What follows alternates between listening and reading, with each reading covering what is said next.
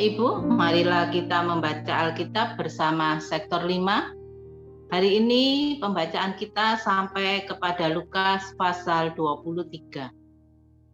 Lukas pasal 23, Yesus di hadapan Pilatus. Lalu bangkitlah seluruh sidang itu dan Yesus dibawa menghadap Pilatus.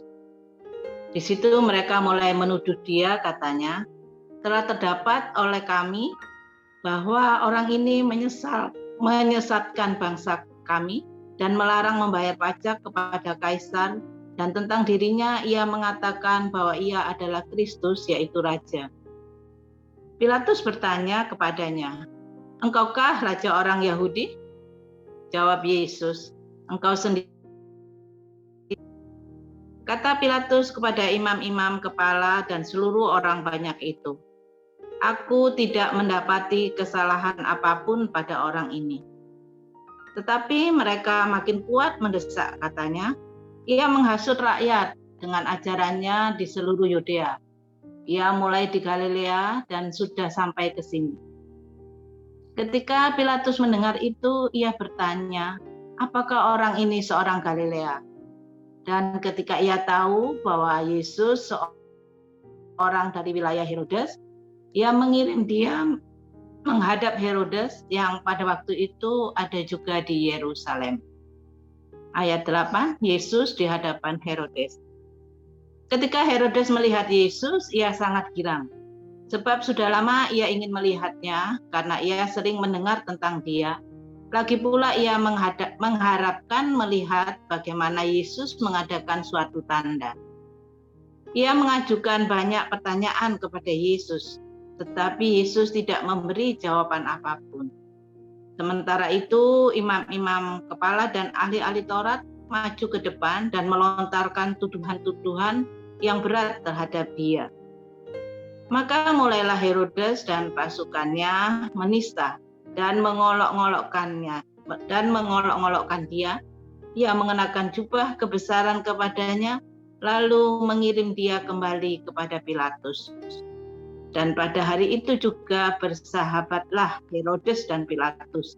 Sebelum itu mereka bermusuhan.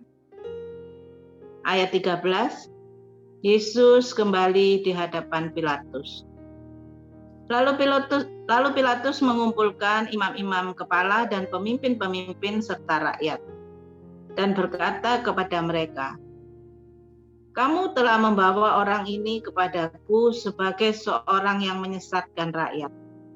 Kamu lihat sendiri bahwa aku telah memeriksanya, dan dari kesalahan-kesalahan yang kamu tuduhkan kepadanya, tidak ada yang kudapati padanya. Dan Herodes juga tidak, sebab ia mengirimkan dia kembali kepada kami. Sesungguhnya tidak ada suatu apapun yang dilakukannya yang setimpal dengan hukuman mati. Jadi aku menghajar dia lalu melepaskannya. Sebab ia wajib melepaskan seorang bagi mereka pada hari raya itu." Tetapi mereka berteriak bersama-sama, "Enyahkanlah dia, lepaskanlah Barabas bagi kami." Barabas ini dimasukkan ke dalam penjara berhubung dengan suatu pemberontakan yang telah terjadi di dalam kota dan karena pembunuhan. Sekali lagi Pilatus berbicara dengan suara keras kepada mereka karena ia tidak ingin melepaskan Yesus. Karena ia ingin melepaskan Yesus. Tetapi mereka berteriak membalasnya, katanya, "Salibkan dia, salibkan dia." Kata Pilatus untuk ketiga kalinya kepada mereka, "Kejahatan apa yang sebenarnya telah dilakukan orang ini? Tidak ada suatu kesalahan pun yang kudapati padanya yang setimpal dengan hukuman mati. Jadi aku akan menghajar dia lalu melepaskannya." Tetapi dengan berteriak mereka mendesak dan menuntut supaya ia disalibkan. Dan akhirnya mereka menang dengan teriak mereka. Lalu Pilatus memutuskan supaya tuntutan mereka dikabulkan. Dan ia melepaskan orang yang dimasukkan ke dalam penjara karena pemberontakan dan pembunuhan itu sesuai dengan tuntutan mereka. Tetapi Yesus diserahkannya kepada mereka untuk diperlakukan semau-maunya. Ayat 26, Yesus dibawa untuk disalibkan. Ketika mereka membawa Yesus, mereka menahan seorang yang bernama Simon dari Kirene, yang baru datang dari luar kota, lalu diletakkan salib itu di atas bahunya, supaya dipikulnya sambil mengikuti Yesus. Sejumlah besar orang mengikuti dia, di antaranya banyak perempuan yang menangisi dan meratapi dia. Yesus berpaling kepada mereka dan berkata, "Hai putri-putri Yerusalem, janganlah kamu menangisi aku, melainkan tangisilah dirimu sendiri dan anak-anakmu.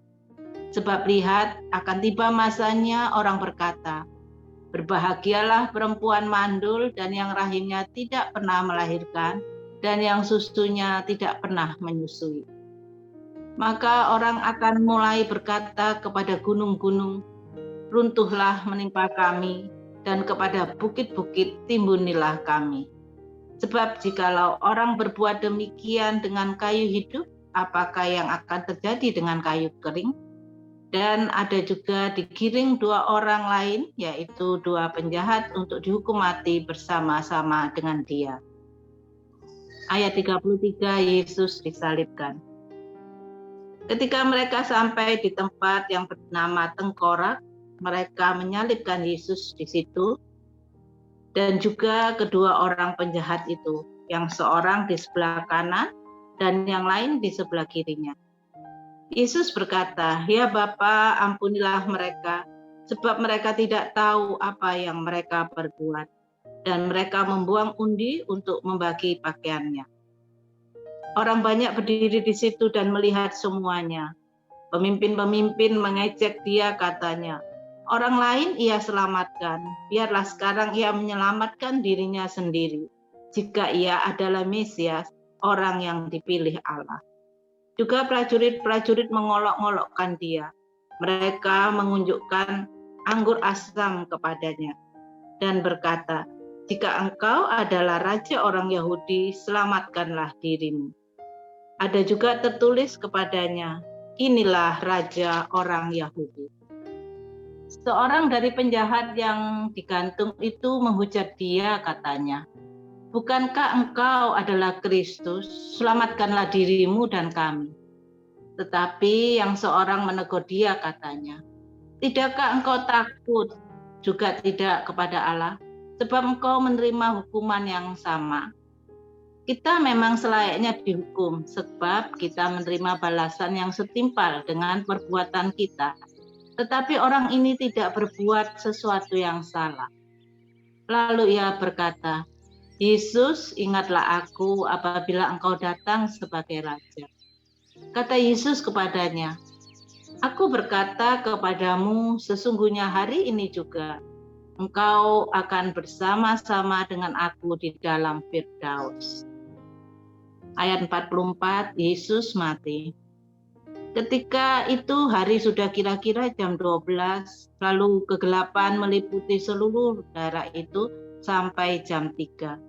Sebab matahari tidak bersinar dan tabir bait suci terbelah dua. Lalu Yesus berseru dengan suara yang nyaring, "Ya Bapa, ke dalam tanganmu kuserahkan nyawaku." Dan sesudah berkata demikian, ia menyerahkan nyawanya. Ketika kepala pasukan melihat apa yang terjadi, ia memuliakan Allah, katanya, "Sungguh orang ini adalah orang benar." Dan sesudah seluruh orang banyak yang datang berkerumun di situ untuk tontonan itu, melihat apa yang terjadi itu, pulanglah mereka sambil memukul-mukul diri. Semua orang yang mengenal Yesus dari dekat, termasuk perempuan-perempuan yang mengikut dia dari Galilea, berdiri jauh-jauh dan melihat semuanya itu. Ayat 50, Yesus dikuburkan. Adalah seorang yang bernama Yusuf. Ia anggota majelis besar dan seorang yang baik lagi benar. Ia tidak setuju dengan putusan dan tindakan majelis itu. Ia berasal dari Arimatea, sebuah kota Yahudi, dan ia menanti-nantikan kerajaan Allah. Ia pergi menghadap Pilatus dan meminta mayat Yesus. Dan sesudah itu, ia menurunkan mayat itu, ia mengafaninya dengan kain lenan, lalu membaringkannya di dalam kubur yang digali di dalam bukit batu, di mana belum pernah dibaringkan mayat. Hari itu adalah hari persiapan dan Sabat hampir mulai. Dan perempuan-perempuan yang datang bersama-sama dengan Yesus dari Galilea ikut serta, dan mereka melihat kubur itu dan bagaimana mayatnya dibaringkan. Dan setelah pulang, mereka menyediakan rempah-rempah dan minyak mur. Demikian pembacaan firman Tuhan hari ini. Kiranya Roh Kudus menolong kita untuk memahami dan menghayati dalam kehidupan kita. Tuhan Yesus memberkati. Terima kasih Ibu.